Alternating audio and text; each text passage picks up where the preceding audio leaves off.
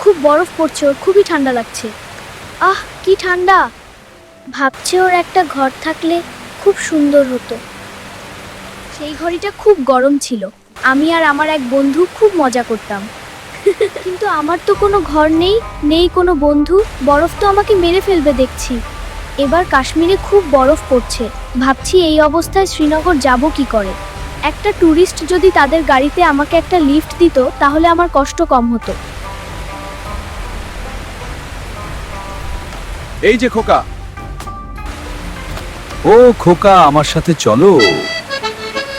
খোকা, এই কালো গাড়িটা চড়ে উঠে বল। চলুন।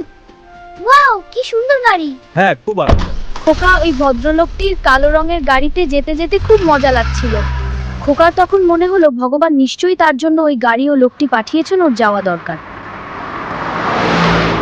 খিদে পেয়েছে।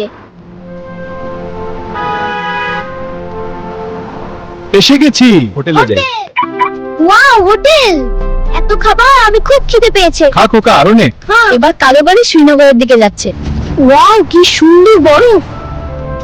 আমি তো শ্রীনগর থেকে কাশ্মীরে বাবা ও মায়ের সাথে ঘুরতে ঘুরতে হারিয়ে যাই। খোকার মনে পড়লো সে তো শ্রীনগরে কুকুর পাওয়া হারিয়ে যায়। এই কথা শুনে এই ভদ্রলোক অবাক হয়ে যায়।